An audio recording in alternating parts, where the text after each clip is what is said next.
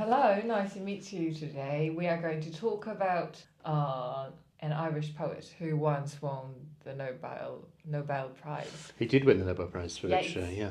W.B. Yeats. W.B. Yeats. Yeah, let's Yeah. get started, Robert. Okay. Well, what do you want to talk? What do you want to know? What do you want to talk about? I'd like to talk about him a little bit and talk about his poem and his romantic life. His romantic life. Yes. With the ladies. With ladies. Okay. Well, go on then. What would you like to start with? With his brief introduction.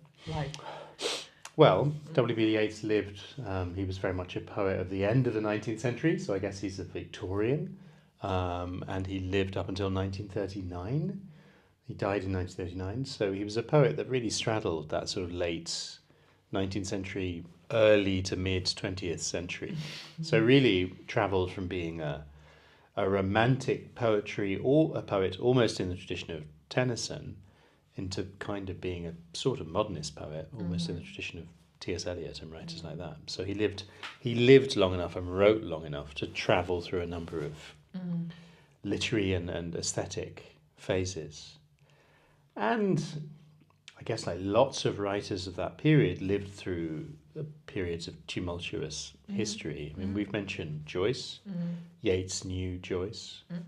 Yeats knew Joyce. Yeah. Yeats is a bit older than Joyce. A little bit older, yeah. Joyce famously met Yeats and said, "You've got nothing to teach me, old man." And at the time, Yeats was only like 40. That's very offensive.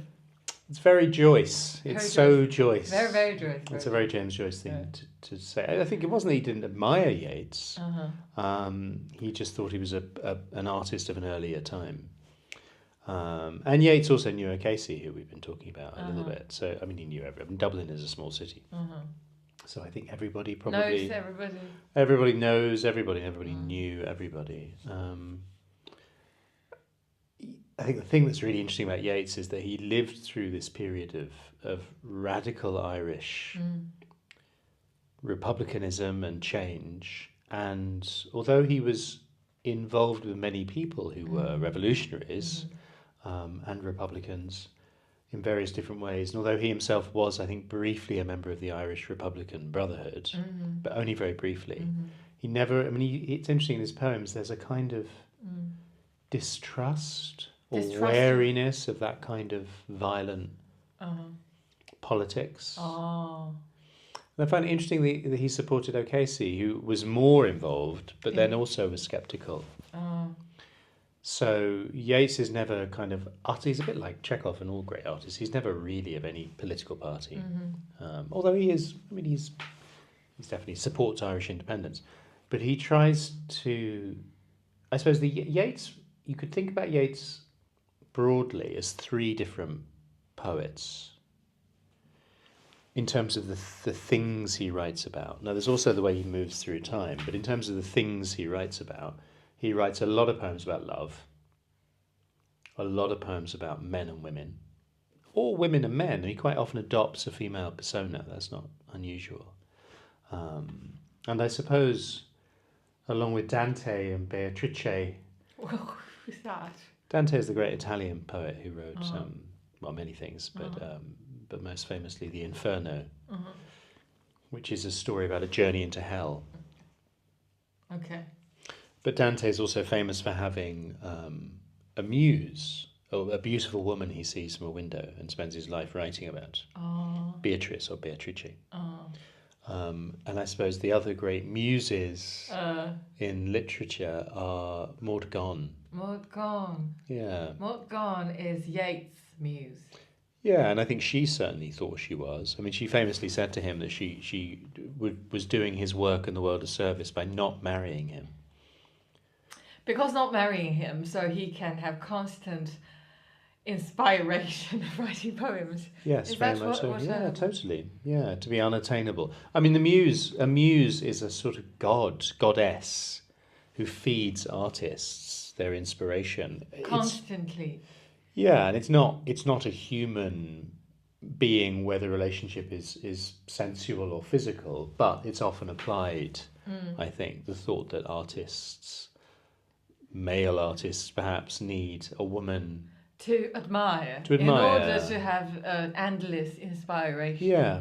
but like how painful he is. Well, I mean, he was in agony about Yeah, definitely in Maud Gonne. agony because Maud Gonne married another man.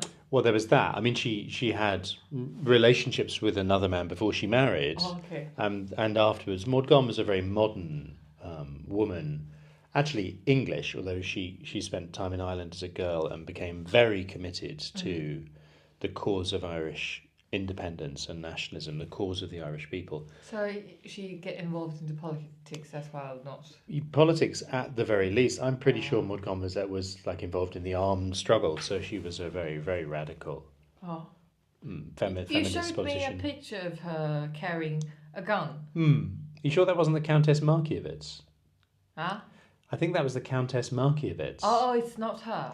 No, I think that was the other lady. Yeah, I mean, of a similar type. I mean, also interestingly, not Irish, but people who adopted the Irish cause and then pursued it very vigorously. Yeah, I'm not sure whether there's any pictures of Maud Gonne with weapons. I wouldn't be surprised if there was one somewhere. She was also an actress, and she used her acting to advance Irish nationalism. Okay.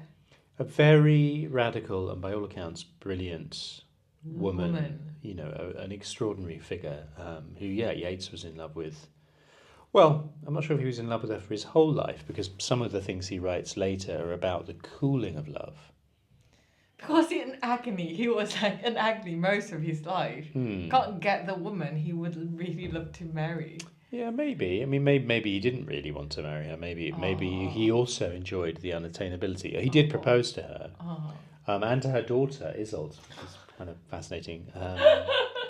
Who had a big crush on him, and then she, I think, asked him. Complicate. So he fell in love. He fell in love literally with a mother and a daughter. Well, he fell in love with the mother, and then he fell in love later with her daughter. Okay. Interesting.